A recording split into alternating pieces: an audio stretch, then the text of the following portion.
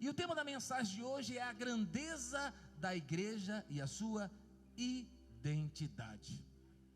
Nós estamos vivendo um tempo diferente.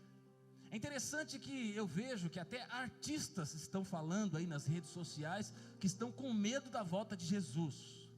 Eles estão ouvindo sobre guerras, rumores de guerras, algumas coisas que têm acontecido no Oriente Médio, no mundo, talvez o que já aconteceu aí, a pandemia que aconteceu e tantas outras coisas, e eles estão juntando peças desse quebra-cabeça e muitas pessoas estão preocupadas. Eu vou dizer para você, aquele que não tem Jesus é para ficar preocupado mesmo. Mas nós que somos o povo de Deus, a igreja do Senhor, nós não temos que estar preocupados, porque o que mais nós aguardamos é a volta do Senhor Jesus, e Ele virá buscar a sua noiva, a sua igreja, e nós estamos aqui. E mais do que isso, nós somos a igreja do Senhor Jesus, e nós somos a resposta de Deus para esta geração. Nós que estamos aqui vivos, esse é o nosso tempo, esta é a nossa oportunidade, e eu creio que Deus vai usar as nossas vidas nessa geração. Por quê? Porque nós somos a carta viva de Deus, nós somos a resposta de Deus, nós somos os missionários que aqui estão, nós somos a boca de Deus nessa terra. Você pode dizer para o irmão que está do seu lado: Deus vai usar a sua vida nesses dias. Eu gostaria que você olhasse na tela, nós vamos ler Efésios 1, do verso 22, do verso 17 em diante, e assim diz a palavra do Senhor, apóstolo Paulo dizendo, né? Peço que o Deus do nosso Senhor Jesus Cristo, o glorioso Pai, lhes dê espírito de sabedoria e de revelação no pleno conhecimento dEle. Oro também para que os olhos do coração de vocês sejam iluminados, a fim de que vocês conheçam a esperança para a qual Ele, Jesus, o chamou, as riquezas da glória, a herança dele nos santos, e a incomparável grandeza do seu poder para conosco, os que cremos conforme a atuação da sua poderosa força. Esse poder ele exerceu em Cristo, ressuscitando-o dentre os mortos e fazendo assentar à sua direita nas regiões celestiais, muito acima de todo governo e autoridade, poder e domínio, e de todo nome que possa mencionar, não apenas nesta era, mas também na era que há de vir. Deus colocou todas as coisas debaixo de seus pés, debaixo dos pés de quem? De Jesus, e o designou como cabeça de todas as coisas para a igreja que é o seu corpo, a plenitude daquele que enche todas as coisas em toda e qualquer circunstância. Diga glória a Deus. Vamos então falar da grandeza da igreja e a sua identidade. Eu creio que Deus ele tem algo a realizar nesses dias através de nós que somos a igreja.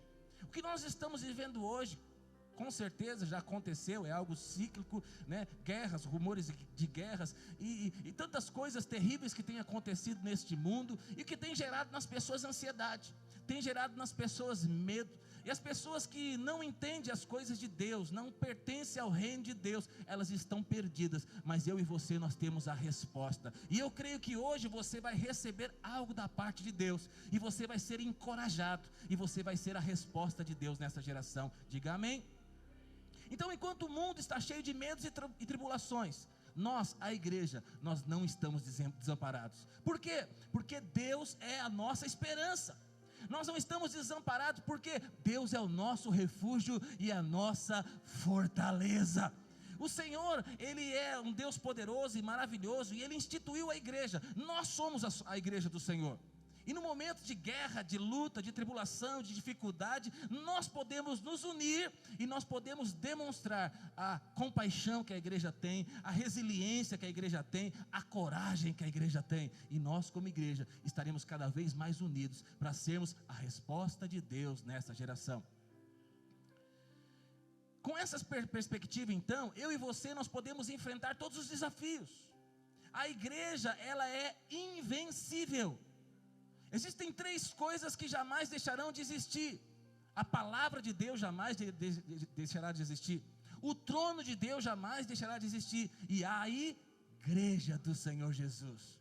Então, o diabo, ele não tem poder para destruir a igreja. A Bíblia diz assim, que as portas do inferno não prevalecerão contra a igreja. Nós não estamos aqui acuados com medo e o diabo está do lado de fora tentando invadir a igreja. Não é isso. As portas do inferno, elas não vão resistir, é porque a igreja está avançando e marchando, e nós estamos conquistando os territórios que pertencem a Satanás.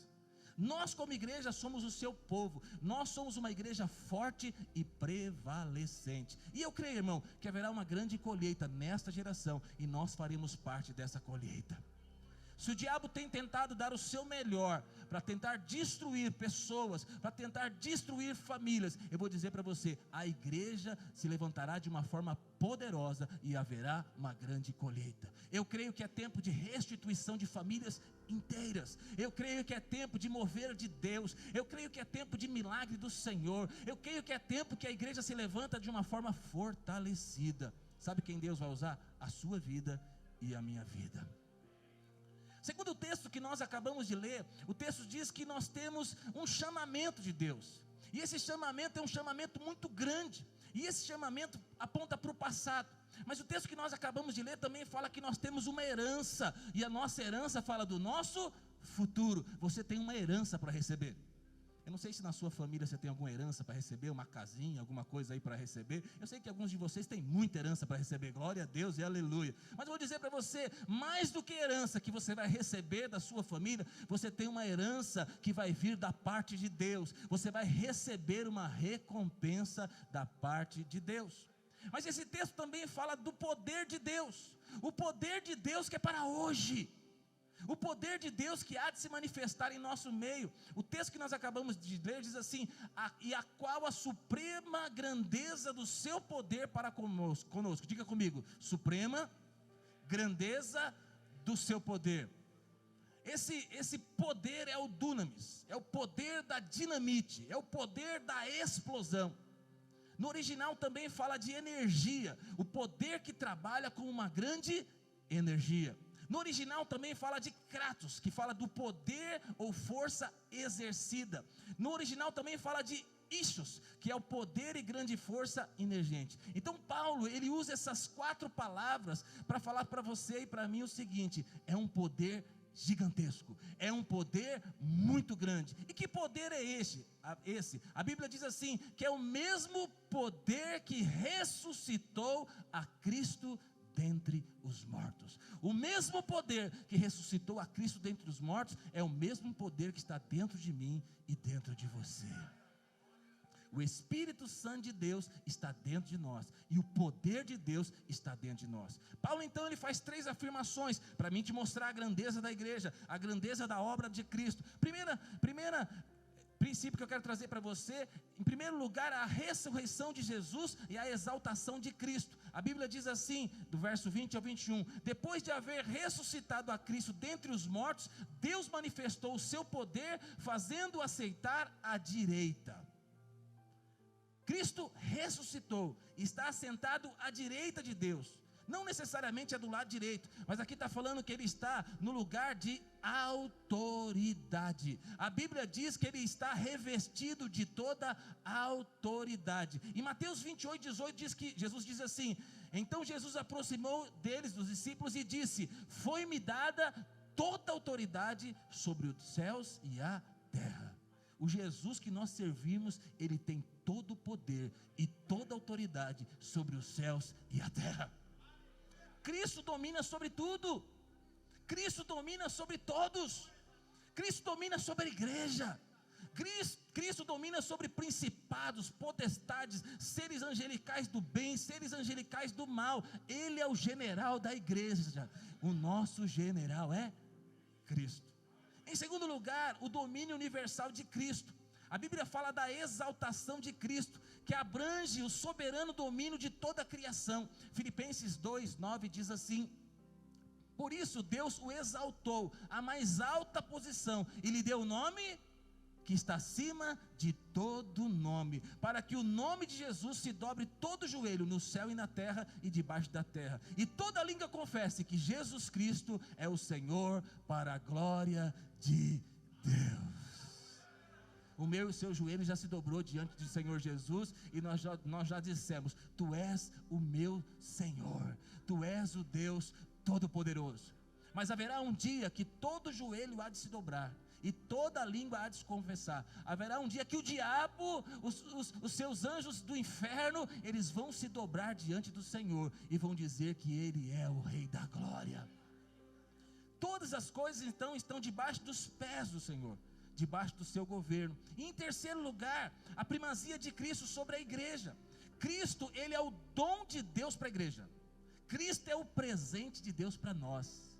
Deus amou o mundo de tal maneira que deu o seu Filho unigênito, para todo aquele que nele crê não pereça, mas tenha a vida eterna. Jesus, Ele é o presente de Deus para a igreja. Jesus é o presente de Deus para mim e para você. Você recebeu esse presente? Aleluia, nós receberemos de graça, pela graça de Deus, mas para o nosso Pai custou muito caro, custou o sangue do Senhor Jesus. Ele é um presente, Ele é uma dádiva. Eu de vez em quando vou em alguma loja comprar um presente. Esses dias mesmo, dia das crianças, meus filhos não são tão pequenos assim, mas fui comprar presente para o meu sobrinho. Entrei numa loja, você sabe qual é o nome, aquela que é cheia de brinquedo lá, não vou fazer propaganda dela, é tudo muito caro. E aí meu sobrinho, ele saiu andando pela loja e escolhendo ali os seus presentes. Aí você vê 327, 490, fala: meu Deus do céu, é caro.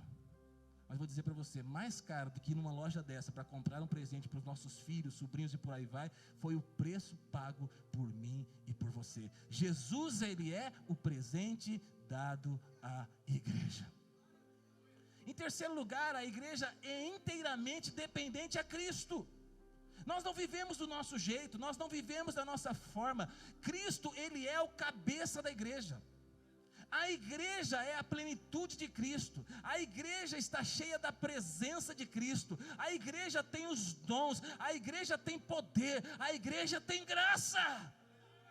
Então, se nesse mundo tem muita coisa ruim, eu quero dizer para você: a igreja tem poder de Deus, tem graça de Deus, tem favor de Deus, tem a plenitude de Cristo. A igreja, presta atenção, a igreja é o prolongamento da encarnação de Cristo. Nós fazemos parte da igreja. A igreja é o corpo de Cristo em ação na terra.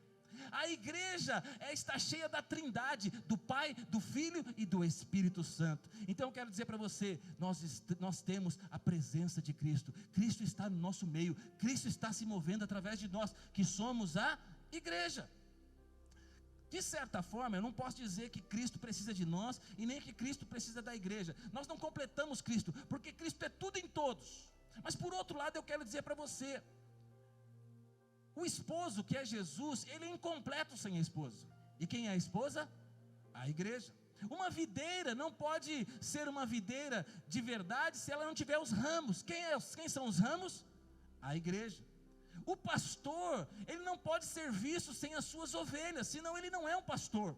Assim como o cabeça, ele não pode ser um cabeça sozinho, se ele não tiver um corpo, que a sua expressão é o corpo é a igreja. Então vou dizer para você, nós temos Cristo no nosso meio, nós temos a vida de Deus no nosso meio, nós podemos desfrutar do poder, da graça e do favor de Deus nesses dias.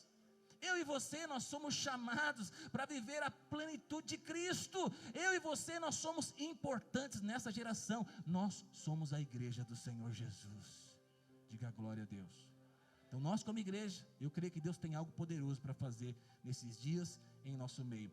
Então quero trazer para você aqui, algumas definições da igreja, algumas figuras da igreja, para que eu e você, para que nós possamos ter entendimento e possamos ter uma ação nessa geração. Em primeiro lugar, a igreja, a Bíblia diz que a igreja é o mistério do propósito eterno de Deus. Diga comigo, mistério do propósito eterno de Deus. Põe para mim o ponto 1, por favor. A igreja é o mistério do propósito eterno de Deus. Ponto 1. Paulo, ele diz o seguinte, Colossenses 1, 26, 27, diz assim: o mistério que estava oculto dos séculos e das gerações, agora todavia se manifestou aos seus santos, os quais Deus quis dar a conhecer qual seja a riqueza da glória desse mistério entre os gentios, isto é, Cristo em vós, a esperança da glória. Qual é o mistério que esteve oculto às gerações? Qual é o mistério que por muito tempo ninguém sabia, mas foi revelado aos santos? O que é? Cristo em vós, a esperança da glória. Cristo em mim, a esperança da glória. A igreja nada mais é do que Cristo em mim. Cristo habita em mim, Cristo habita em você. É a divindade que veio morar na humanidade. É o vaso de barro que não tinha sentido, não tinha valor nenhum, mas agora ele contém dentro de si um ouro precioso, a presença do Espírito Santo de Deus.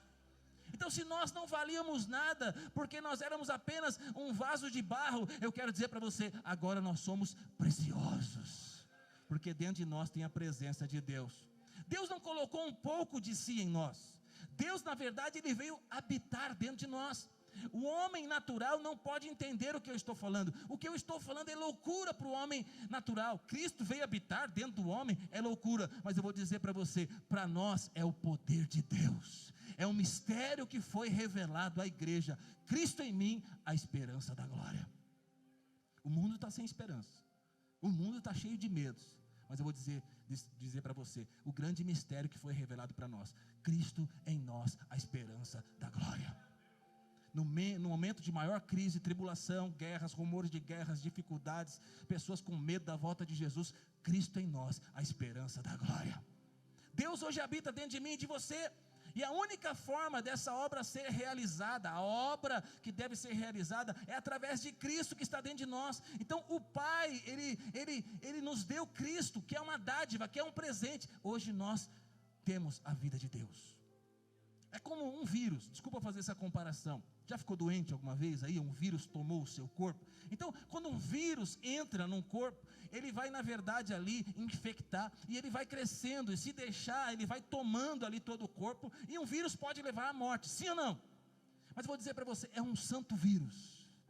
O Espírito Santo de Deus habita dentro de você, a plenitude de Deus está dentro de você, e nós estamos sendo transformados de glória em glória, e cada vez mais nós vamos parecendo a imagem e semelhança de Cristo. Cada vez mais Cristo vai tendo espaço na nossa vida e vai se manifestando.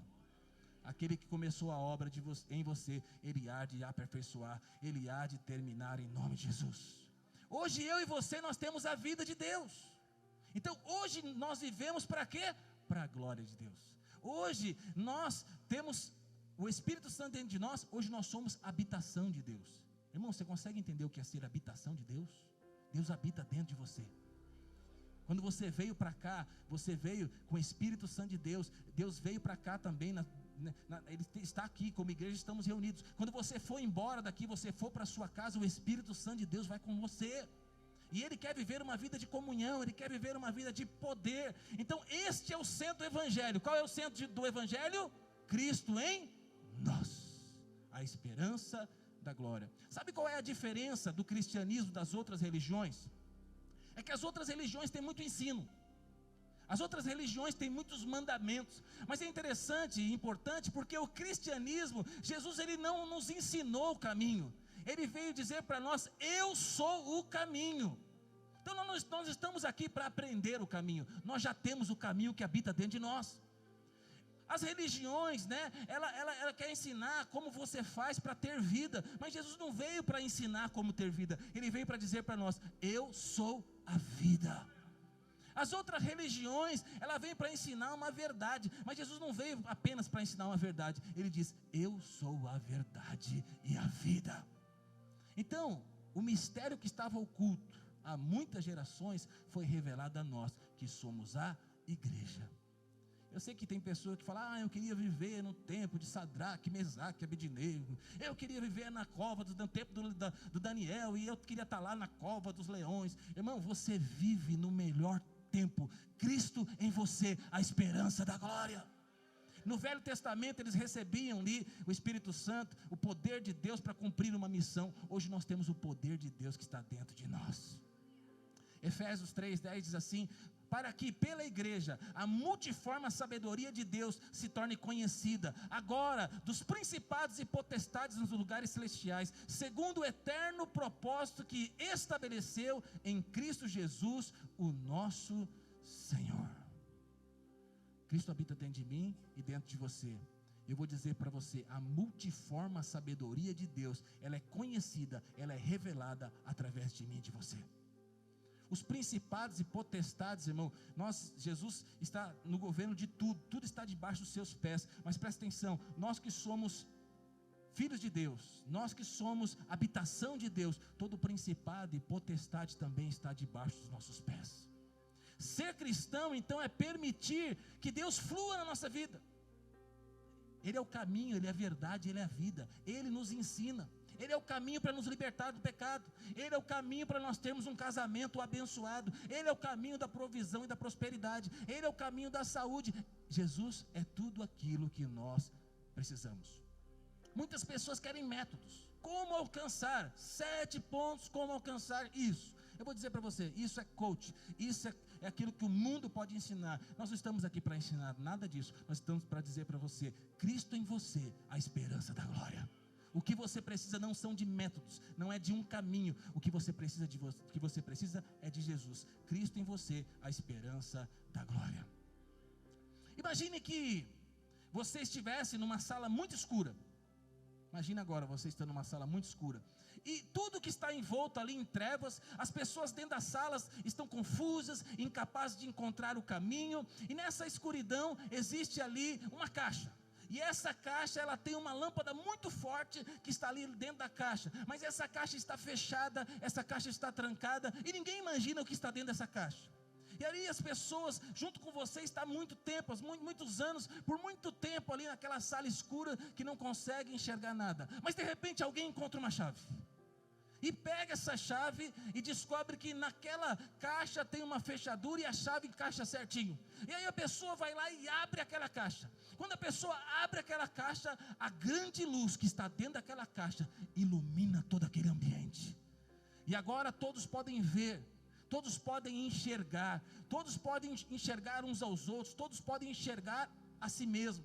O que é isso? Essa ilustração representa Cristo. Cristo que estava oculto, o mistério de Deus que foi revelado à igreja. Irmão, agora a luz de Deus brilha na nossa vida. Agora nós enxergamos o pecado que estava dentro de nós. E através daquilo que nós pudemos ver e enxergar, nós nos arrependemos do nosso pecado. E aí agora nós temos a luz de Deus que habita dentro de nós. As pessoas olham para nós, Cristo em nós, a esperança da glória. Eu não sei o que você tem diferente, mas você tem algo diferente na sua vida. Você tem uma alegria diferente, você tem uma paz diferente. Enquanto está todo mundo tribulado, morrendo de medo, você está aí tranquilo. Por quê? Porque Cristo habita dentro de você. Diga glória a Deus. Em segundo lugar, a igreja é o corpo de Cristo. Efésios 1, 22, 23 diz assim: e pôs todas as coisas debaixo dos seus pés, para ser o cabeça sobre todas as coisas. E deu a quem? A igreja, o qual é o seu corpo, a plenitude daquele que tudo se enche em todas as coisas. Não estou inventando para você não, estou lendo o versículo dizendo para você, a igreja é a plenitude de Cristo, está escrito. O que isso significa? Que a igreja é a expressão de Cristo. Quer conhecer o Pai? Olha para Cristo. Quer conhecer Cristo? Olhe para a igreja. A igreja é a expressão de Cristo. As pessoas que não conhecem Jesus, elas olham para você, elas olham para a igreja, e nós vamos expressar Cristo. Cristo é revelado através da igreja. Tem gente que fala, não olha para mim, olha para Deus. Não, é o contrário, olha para mim, porque eu sou como Cristo é. Eu tenho sido transformado de glória em glória. A presença de Deus habita dentro de você, dentro de mim e de você. Você pode olhar para mim, quando você olhar para mim, você vai ver Cristo. Pastor, mas de vez em quando eu piso na bola, é verdade, mas vou dizer para você, você está sendo transformado de glória em glória. Você pode até não ser o que você gostaria de ser, mas você não é mais quem você era antes. E aquele que começou a obra em você, ele vai terminar. Diga glória a Deus. O corpo, nosso corpo, né? O corpo é a expressão de uma pessoa. Então, se eu não tivesse vindo aqui com o meu corpo, só com a minha alma e com o meu espírito, não seria possível ter contato com vocês. Não seria possível a gente ter uma comunhão, comungar, eu pregar. Então, o meu corpo é a minha expressão.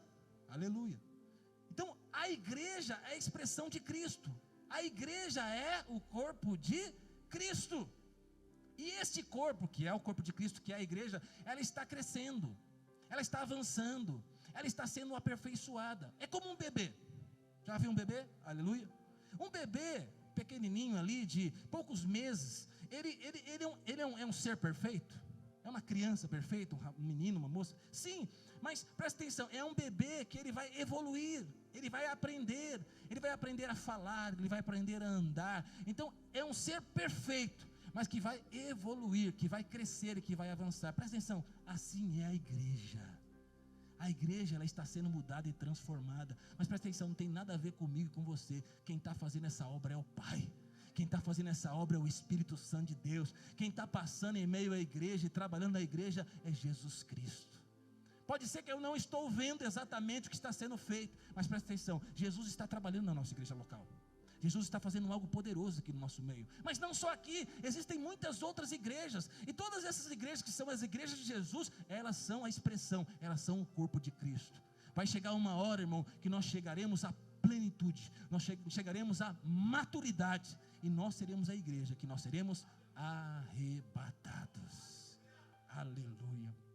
Como igreja, temos avançado para a plenitude da expressão do Senhor. Por isso, eu conheço gente, até da minha família, infelizmente, que às vezes bate na igreja, reclama da igreja, fala mal da igreja. Ele acha que ele é o profeta que vai anunciar os defeitos da igreja. Eu falo, não faz isso não. Não é você que vai fazer essa mudança, essa transformação. É o Espírito Santo de Deus que está trabalhando na igreja. O corpo então significa que há um ambiente entre nós. O corpo é caracterizado por vida, vida que se manifesta em reuniões. Irmão, nós estamos aqui reunidos, é o corpo de Cristo reunido. Tem gente que quer estar no Espírito, tem gente que fala, não, eu vou para o culto hoje não, vou ficar deitado aqui na cama e eu vou lá no Espírito, eu estou lá no prédio da igreja. É possível? Desculpa, vou pegar no pé também. Aí nós temos alguns que querem estar só online. É possível ser o corpo de Cristo online? Então, quando Jesus voltar, pode ser que ele volte online também para essas pessoas. Mas nós que estamos reunidos, nós que estamos com o corpo presente, nós seremos arrebatados. Aleluia. Então, presta atenção, a igreja tem que estar unida. A igreja é para estar junto. Característica do corpo de Cristo. Primeira característica, todos são importantes. Diga para o irmão que está do seu lado, você é muito importante, meu irmão. 1 Coríntios 12 diz assim, porque assim como o corpo é um e tem muitos membros, todos os membros, sendo muitos, constituem um só corpo, assim também com respeito a Cristo. Na igreja, os membros, todos são importantes. Todos são importantes. Eu sei que na sua célula, ou você conhece alguém, que talvez você não gosta muito, existem pessoas que são difíceis, mas a maioria é gente boa. Mas tem as pessoas difíceis também. Tem pessoas que de repente pensam diferente de você. Mas presta atenção, essas pessoas são importantes no corpo de Cristo. Então ninguém pode ser deixado para trás. Em segundo lugar, os membros devem cuidar uns dos outros. Gálatas 6:2 diz assim, levai as cargas uns dos outros, e assim cumprireis a lei de Cristo. Como igreja todos são importantes. Como igreja nós devemos levar as cargas uns dos outros. Então, pastor, mas como que eu vou levar a carga do meu irmão? Primeiro, conheça as pessoas.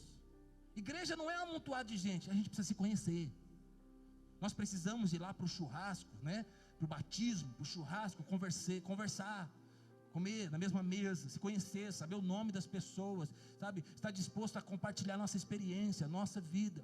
Então, tem pessoas que não querem ter essa proximidade, tem pessoas que não querem ser conhecidas. Irmão, no corpo de Cristo, nós precisamos conhecer uns aos outros. Diga glória a Deus. Terceiro, demonstre empatia. No nosso meio tem pessoas que têm necessidades espirituais, emocionais, financeiras. Tem nada a ver com esse irmão. Não, você tem tudo a ver, porque ele é membro do corpo de Cristo. Você já deu uma martelada no seu dedo? Já fechou a porta do carro no seu dedo? Pá! Quem já fez essas atrapalhadas aí? Aleluia. Já bateu o dedinho na quina do sofá? Quem já fez isso? Irmão, Foi só o dedinho que bateu. Aí você fala, não tenho nada a ver com o dedinho, o resto do corpo continua em ação. Não, quando o dedinho se machuca, sabe, todo o corpo se volta para ele, porque ele está sentindo dor. Assim é o nosso corpo, assim deve ser o corpo de Cristo. Todos são importantes, devemos ter empatia uns com os outros. Irmão, se você está mal, eu estou mal. Se você tem uma dificuldade, eu posso te ajudar, eu vou estender as mãos para você. E um momento eu posso precisar, e eu tenho uma igreja que vai me ajudar. Diga glória a Deus. Em terceiro, participe ativamente das reuniões da igreja, de tudo que a igreja tem. Por quê? Porque você faz parte do corpo de Cristo. Quarto, faça parte das reuniões nas casas, células. Porque aqui, irmão, é muito bom. Quantos gostam do culto? Aleluia. Eu vou dizer para você, célula é poderoso. Lá a gente se conhece. Lá nós compartilhamos as nossas experiências. Lá nós olhamos no olho e podemos orar uns pelos outros, podemos ajudar uns aos outros. Talvez o que você precisa está do seu lado. Talvez o que você precisa está lá na reunião da célula. Na célula é onde acontece de verdade um apacentamento, um cuidado. As pessoas se conectam. Se tem alguém que está ali, sabe, fraco, doente, com dificuldade, é no ambiente ali das casas, da célula, do pastor, discipulador, líder. Nesse ambiente as pessoas são enxergadas, as pessoas são cuidadas, as pessoas são amparadas. Todas as informações, ou quase as mais importantes que acontecem lá nas casas, nas células, chegam até nós pastores. Às vezes nós não sabemos, irmão, de algumas coisas que acontecem com você, que não está conectado à célula. Mas quando você está conectado a uma célula, lá tem um líder, lá tem um anfitrião, tem um pastor de rede, e tudo que acontece lá que é importante, chega até nós, e nós vamos orar. Nós, se puder ajudar, nós vamos ajudar. Quinto, promova a unidade e a reconciliação. Como corpo de Cristo, eu e você está aqui para sermos unidos. Agora você imagina se meu braço ele quer ser independente, meu braço quer fazer o que ele quer fazer e ponto. Não, ele não pode. Ele é membro do corpo. E esse corpo tem um cabeça. O cabeça quem é? Jesus Cristo. Diga glória a Deus. Terceiro, a igreja é a obra-prima de Deus. Efésios 2, verso 10 diz assim: pois somos feituras dele, criado em Cristo Jesus para as boas obras, as quais Deus de antemão preparou para que andássemos nela. Nós somos a obra-prima de Deus. Essa palavra obra-prima fala de poema, obra-prima. Nós somos a obra-prima de Deus. Tudo Deus fez através da sua palavra, através do haja. Mas sabe, o homem, Deus ele parou, e ele fez com as suas próprias mãos. Deus soprou sobre as suas narinas o sopro de vida.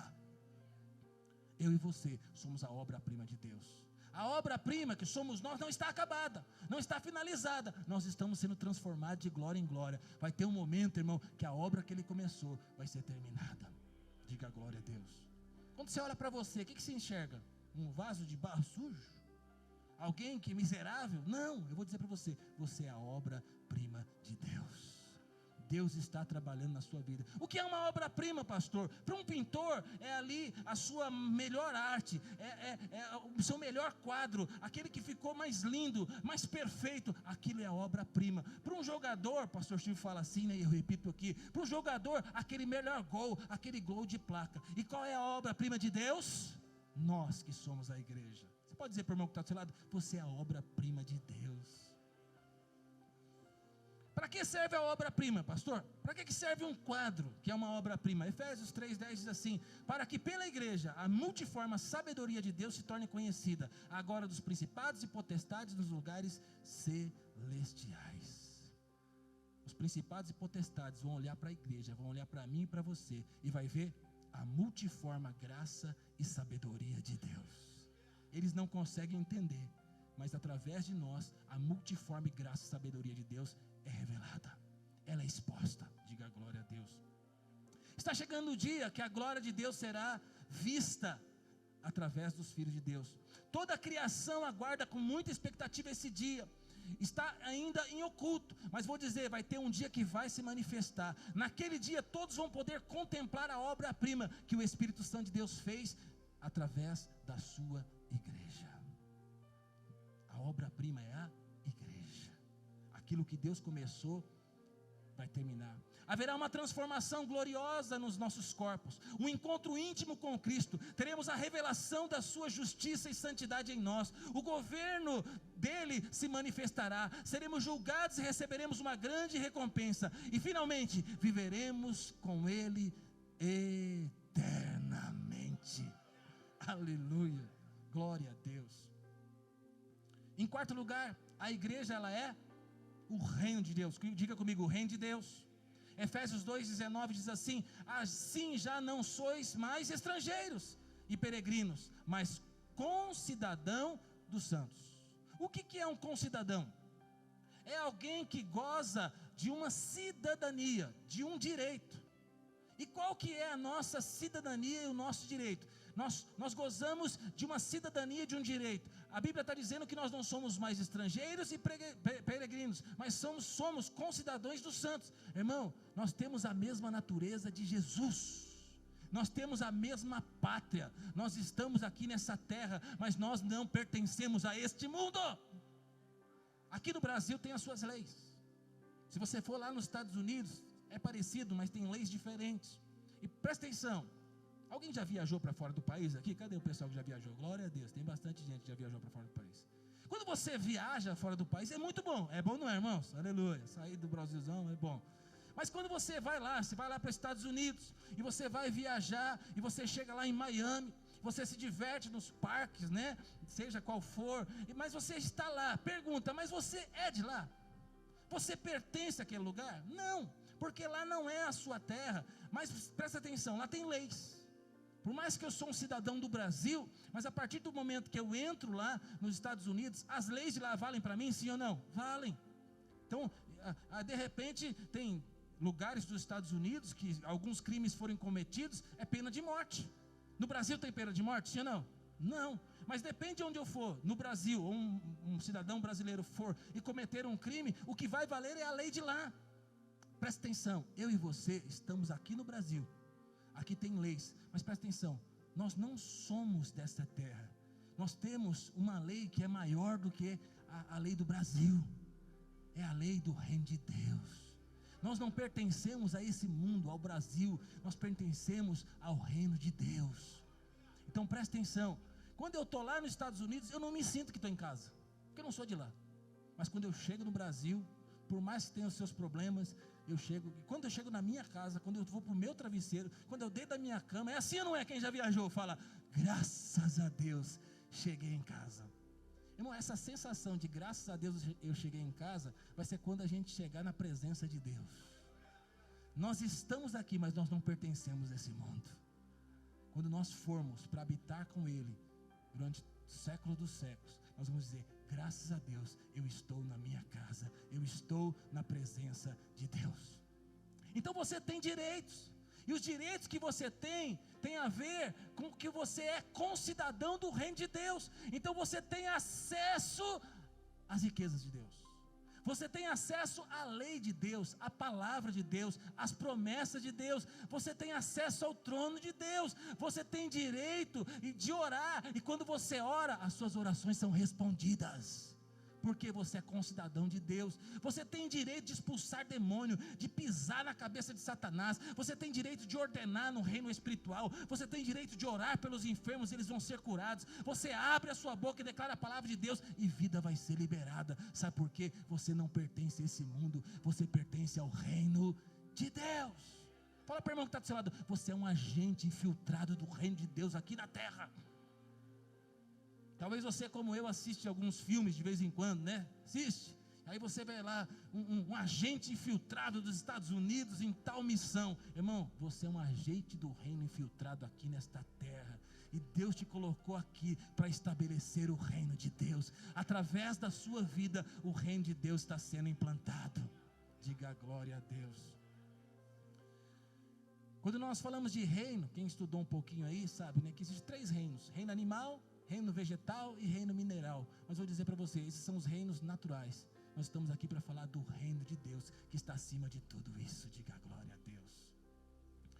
Próximo, quinto, a igreja, ela é a família de Deus. Efésios 2,19 diz assim: assim já não sois estrangeiros e peregrinos, mas concidadãos dos santos, e sois famílias família de Deus. O que significa ser família de Deus, irmão? Significa que nós somos filhos. Você é filho amado de Deus. Significa que nós temos uma herança e nós vamos receber a herança do nosso Pai. Significa que nós temos a mesma natureza do nosso Pai.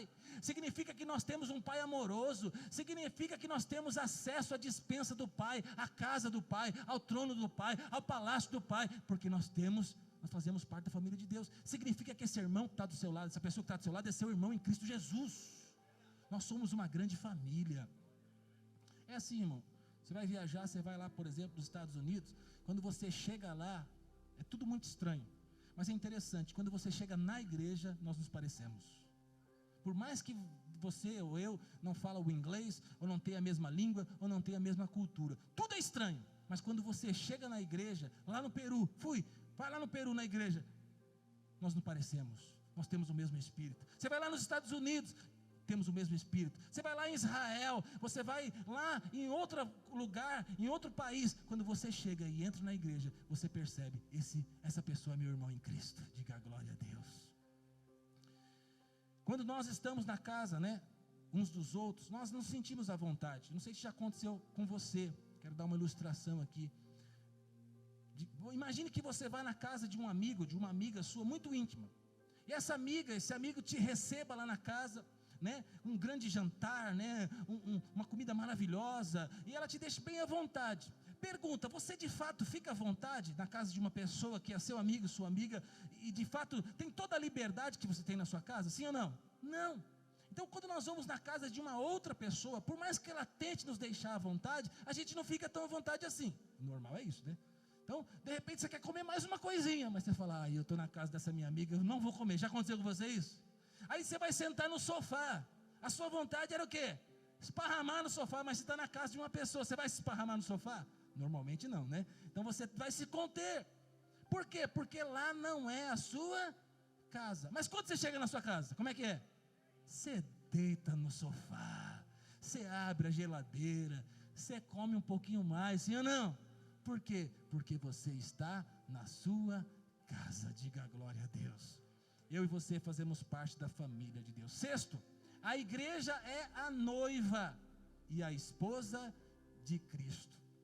Efésios 5:25 diz assim: maridos, amai a vossa mulher, como também Cristo amou a igreja, e a si mesmo se entregou por ela, para que santificasse, tendo purificado por meio da lavagem de água pela palavra, para apresentar a si mesma a igreja gloriosa, sem mácula, sem ruga, nem coisa semelhante, porém santa e sem defeito.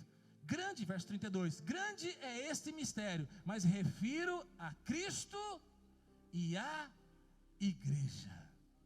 Quando Jesus ele vai falar para mim e para você, mostrar a relação de Cristo e a igreja, ele faz uma comparação do noivo e da noiva. Nós como igreja somos a noiva. Você lembra quando você foi noiva? Aí quem as mulheres foram noivas? Aleluia. O noivo, o homem, a sua fase de noivado. A maior característica de um noivo, de uma noiva, qual que é? A paixão, o amor, o fogo no coração. Você passou por isso? Aleluia. Não, estou até hoje, pastor. Glória a Deus. Aleluia. Olha que benção. Então, a igreja, ela é apaixonada por Jesus. Então, nós somos a noiva. Quando fala que nós somos a noiva, nós somos apaixonados por Cristo. Tem um irmão barbado do seu lado? Ele também é a noiva, aleluia. Nós somos a noiva de Cristo, Ele é o noivo. E Ele vai vir um dia buscar a sua noiva, que é a igreja. E haverá as bodas do cordeiro, a festa de casamento. E é um mistério, a Bíblia diz que tudo vai terminar do casamento do noivo com a noiva. Jesus com a sua igreja. O maior problema, irmão, é quando eu e você, que somos a igreja, perdemos a nossa paixão. Deixamos de ser a noiva apaixonada. Uma vez, pastores, já teve uns 2 casais que aconteceu isso. Estava ali na fase de noivado para casar, e aí eu vi que os dois estavam quebrando o pau. Eu falei, mas você tem certeza que você vai casar? Porque eu olho para mim como noiva, eu olho para as noivas, para os noivos, é a fase da paixão, da alegria, do prazer, de não ver a hora de casar. Eu falo, vocês estão quebrando o pau agora, que estão noivo. 2, 3 semanas antes de casar, vocês estão arrebentando tudo. E depois de casar, como é que fica esse negócio? Eu vou dizer para você, noiva e noivo, eles são apaixonados. Eu e você somos a noiva de Jesus, e nós devemos viver apaixonados por Ele. Apocalipse 19, verso 7, na versão NVI, diz assim: alegremos-nos, exultemos e demos-lhe glória, pois chegou a hora do casamento do Cordeiro, e a sua noiva já se aprontou. Isso é um mistério, irmão. Haverá um dia que a divindade vai casar com a humanidade. Diga comigo: eu sou a noiva de Cristo, eu sou apaixonado por Jesus. Sétimo, a igreja é o exército de Deus. 2 Timóteo 2, 3 diz assim: sofre comigo como bom soldado de Cristo Jesus. Nenhum soldado em serviço se envolve em negócio desta vida, porque o seu objetivo é satisfazer aquele que o arregimentou. Eu e você somos soldados de Jesus. Eu e você fazemos parte do exército de Deus. Já vi pessoas reclamando: pastor, essa igreja ou aquela igreja, só falta colocar uma farda, porque parece um exército. Está entendendo? É tudo. A igreja é exército de Jesus. Como exército, irmão, nós temos um comandante. Como exército, nós temos um general. O nosso general é Cristo. Seguimos os seus passos. Nós estamos envolvidos numa batalha, irmão. Nós estamos envolvidos numa guerra. Eu estava chegando nesse ponto, preparando essa mensagem, eu comecei a pensar. E eu pensei, olhando para a minha vida: mas será que eu estou envolvido de fato numa guerra? Ou será que as guerras que eu estou envolvido têm a ver apenas com a minha vida? Eu estou em guerra porque não sei falar direito, eu estou em guerra porque fiz algo de errado, então, porque tem gente que vive em guerra, mas a guerra é porque trata mal o marido, a guerra é porque trata mal o esposo, a guerra é porque não sabe como gasta dinheiro, aí passa um monte de luta, batalha, guerra. Não é dessa guerra que eu estou falando, não. É a guerra da igreja, é a guerra pelo reino de Deus. É a guerra, são os confrontos que nós temos com essa geração e com este mundo. Nós fazemos parte do exército de Cristo, e nós vamos estar posicionados para o combate. Nós somos uma igreja que ora, nós somos uma igreja que busca o Senhor, nós somos uma igreja que temos que entrar no reino espiritual e declarar, chamar a existência, repreender demônios, repreender todo espírito de medo, de pânico, todo espírito maligno que queira agir na nossa casa, na nossa família, na nossa vizinhança, nas escolas que nossos filhos estão. Irmão, a igreja é um exército. Se o diabo está trabalhando nas escolas, se o diabo está trabalhando em alguns lugares específicos, o diabo está com uma ação muito grande em um lugar específico, a igreja, como exército de Deus, vai lá e vai destruir as armas de Satanás, vai desbaratar tudo aquilo que o inimigo quer fazer. Então eu e você temos uma característica de um militar. Não é apenas uma paixão, nós somos apaixonados porque nós somos noiva de Jesus, mas nós também temos uma submissão, nós temos uma obediência, nós temos um comando. O comando não é necessariamente o pastor Silvio, o pastor Fernando, mas o comando vem de Jesus, e muitas vezes Deus vai usar o pastor Silvio. Os comandos muito de Jesus, e muitas vezes vai vir do seu pastor, do seu líder, do seu marido, dos seus pais. Então nós fazemos parte de um exército. Nós estamos aqui, irmão, eu olho para isso aqui, eu olho como um momento de louvor, de adoração, de receber da palavra, mas eu vou dizer para você, nós estamos aqui recebendo suprimento espiritual para ir para a guerra. Você está sendo equipado. Está lá tendo a guerra no Oriente Médio, né? Então tem os momentos que o pelotão, os soldados, eles vão se reunir, eles vão ali limpar as suas armas, eles vão receber novas munições, eles vão receber novos armamentos, eles vão ali, né, sentar que nem você está aí, para descansar um pouquinho as pernas. É um momento de receber encorajamento, direção, estratégia. E aí é o seguinte: recebeu tudo isso, o que tem que fazer agora? Lá o pessoal que está na guerra no Oriente Médio vai se levantar e vão obedecer às ordens. Eles foram equipados, receberam novos armamentos, agora eles estão prontos para a guerra. Irmão, o que nós estamos fazendo aqui? Nós estamos recebendo suprimento, direção, nós estamos sendo capacitados, encorajamento, estamos passando estratégias, e quando nós saímos desse prédio, como exército de Cristo, nós vamos fazer a diferença lá fora. Irmão, o diabo está morrendo de medo, que se você entender o seu papel como igreja, todos esses que eu estou falando, mas você entender também que você faz parte do exército de Jesus, você vai vir para o culto todas as vezes para receber direção, capacitação, descanso, graça, favor, e quando você sair daqui, você vai ser o bom soldado de Cristo. Aleluia, diga glória a Deus. Estamos envolvidos em uma grande batalha. A oração e o jejum é a nossa maior arma de guerra. Jejum é oração intensificada. Nós entramos nas regiões celestiais, e lá nas regiões celestiais nós conquistamos. Então eu e você temos que orar muito, porque é lá que nós vencemos a nossa guerra. Quando nós vencemos nossa guerra nas regiões celestiais, as coisas são resolvidas aqui nessa terra. Eu e você vamos obter a vitória através da oração e da perseverança. Pastor, meu marido não se converte de jeito nenhum. Ora, persevera, declara no reino espiritual, guerreia. Pastor, o senhor não sabe a luta que eu estou passando com aquele menino. Eu quero dizer para você, ora, jejua, busca. Pastor, o senhor não sabe a dificuldade que eu estou nessa área da minha vida. Irmão, você faz parte do exército de Cristo. Ora, jejua, persevera, Deus vai te dar a vitória. 2 Timóteo 4,7 diz assim, onde o apóstolo Paulo fala sobre a coroa e a justiça que está reservada para aqueles que lutaram até o fim. Eu e você vamos receber uma coroa, a coroa daqueles que perseveravam, lutaram até o fim. A Bíblia diz, né, que nós vamos receber a recompensa, né, nós vamos colher, se nós não desfalecermos. Irmão, a maior estratégia do diabo é fazer a gente parar e desfalecer. Mas eu vou dizer para você, eu e você, nós vamos até o fim. Imagine um campo de batalha complexo, vasto, muito grande, aonde você vê muita injustiça, o reino do mal, sabe, ele está tomando tudo. Nesse campo existe um exército de pessoas comuns, mas que eles possuem armaduras reluzentes, espadas afiadas, e esse exército ele vai marchando, e eles são liderados por um comandante. Esse comandante emana muita luz, mas essa luz também está na armadura dessas pessoas, e esse comandante é Cristo. E quando as pessoas vão marchando e vão entrando pelos becos, pelas vilas, pelos lugares, os lugares cheios de escuridão, lugares cheios de morte, mas por onde esse exército passa, a luz de Deus começa a brilhar. Irmão, isso sabe o que é? Isso é a igreja. Nós somos esses que possuem a glória de Deus em nossas vidas. Tem glória de Deus em você, tem presença de Deus em você. Quando nós como exército, nós vamos nos lugares que tem trevas, que o diabo está agindo, nós pisamos nos territórios de Satanás e nós tomamos posse por herança em nome de Jesus, e nós vamos destruindo toda a obra das trevas. Aonde existe escuridão, haverá a glória de Deus.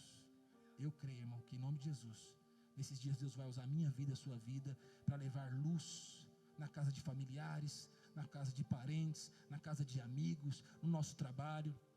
Eu vejo, né, converso com muitas pessoas, e essa semana mesmo eu estava conversando com uma pessoa que está tendo muita luta no trabalho. Fala, pastor, é muita luta lá no meu trabalho. Eu falei, por quê, irmão?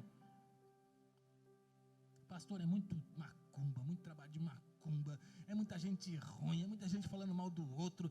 Eu falei, irmão, tá bom, todo esse relatório é terrível, mas Deus te enviou lá como um bom soldado de Cristo. Tem a luz de Deus, tem a glória de Deus. Irmão, eu quero dizer para você, você está no lugar certo. Você está no lugar de muitas trevas, de densas trevas, e você é um bom soldado de Cristo lá.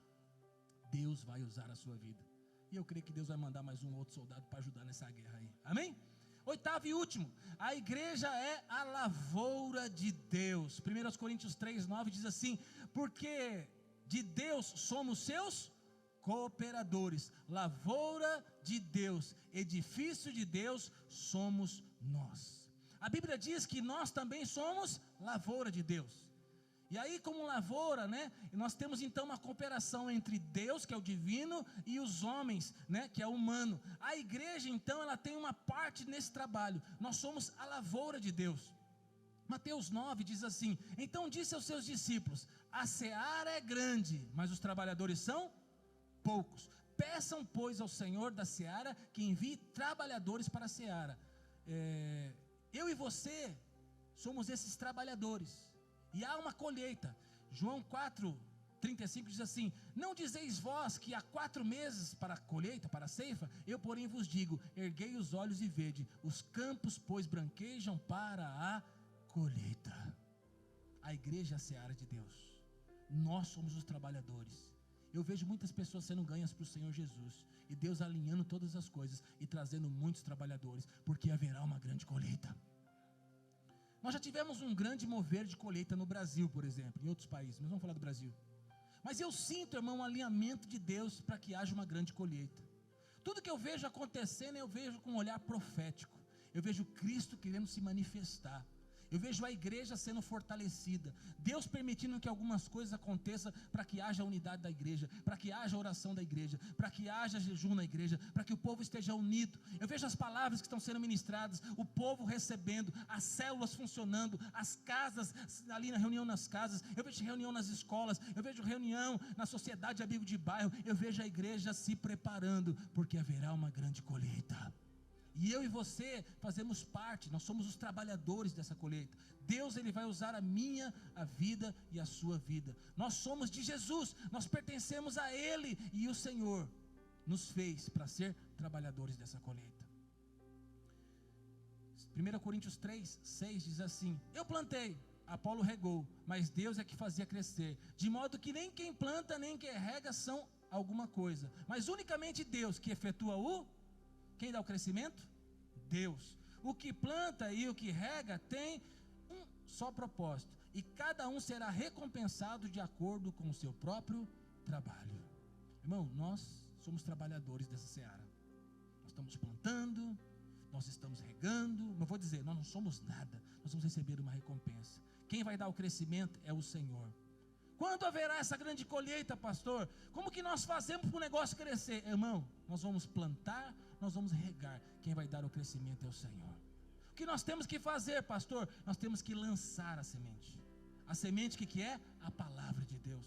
A Bíblia diz que a fé vem pelo ouvir a palavra de Deus. Eu e você estamos aqui para plantar a semente. Eu e você temos o propósito de lançar a semente, e eu creio que em algum momento essa semente vai germinar, crescer e dar muito fruto. O plano de Deus é que nós gastemos nossa vida inteira semeando, gastemos nossa vida inteira regando as sementes. Eu creio, irmão, você vai ganhar sua família para Jesus. Para isso, semeie a palavra, regue. Sabe, tem semente que caiu ali no solo rochoso, e ao cair no solo rochoso não encontrou água, e aí infelizmente aquela semente morreu. Mas eu e você somos aqueles que vão regar. Mesmo aquele que caiu num solo ruim, nós vamos regar, e eu creio, a semente vai germinar. A nossa família vai ser salva para a glória de Deus. Aquilo que nós semeamos, o diabo não vai roubar. Aquilo que nós semeamos, Deus vai fazer que cresça. Que semente é essa? Diga comigo, a semente é a palavra de Deus. Hebreus 4:12 diz assim: pois a palavra de Deus é viva e eficaz, mais afiada do que qualquer espada de 2 gumes. Ela penetra ao ponto de dividir alma e espírito, juntas medulas, e julga os seus pensamentos e intenções do coração. A palavra de Deus é poderosa. A palavra de Deus é eficaz. A palavra de Deus transforma vidas. Teve um momento, irmão, que a palavra de Deus atingiu em cheio o seu coração. Teve um momento que a palavra, ela penetrou em você e dividiu espírito e alma. Teve um momento que a palavra de Deus transformou a sua vida. A palavra de Deus é poderosa. Eu nunca me vi aqui servindo a Jesus, sendo crente, sou pastor. Talvez você está aqui também, talvez você nunca se imaginou numa igreja cristã, evangélica, reformada, pentecostal, cheia do Espírito. Mas você está aqui. Sabe por quê? A palavra de Deus alcançou o seu coração. Talvez você tenha pessoas, eu sinto dizer para você, talvez tem pessoas que você olha e fala: pastor, não vai, tem jeito, esse aqui não tem jeito, pastor. Eu quero dizer para você, a palavra de Deus é viva e eficaz. O nosso papel é semear a palavra. O nosso papel é regar essa semente, lançar a semente, regar a semente. E a palavra de Deus que está sendo semeada, haverá uma grande colheita. A colheita, eu falo de ganhar vidas. A colheita eu falo de provisão divina, de paz, de consolo, de força em tempos de fraqueza, de fé no meio da tribulação, de curas e milagres, direção e propósito, alegria e contentamento, restauração, libertação, bênçãos abundantes. Quando nós semeamos a palavra, irmão, nós começamos a viver a palavra de Deus. Se você tem vivido algo hoje diferente daquilo que Deus tem para você, você é lavoura de Deus, semeie a palavra. Por isso, pegue sua Bíblia todos os dias, ore a palavra, declare a palavra. Eu sou filho amado, eu sou filho de Deus, eu sou membro do corpo de Cristo. Está doendo aí, irmão? Você fala, no corpo de Cristo não há enfermidade, não há maldição. Eu declaro, sobre as suas pisaduras já fui sarado. Nós semeamos a palavra, e quando nós semeamos a palavra, irmão, a nossa vida é mudada e transformada.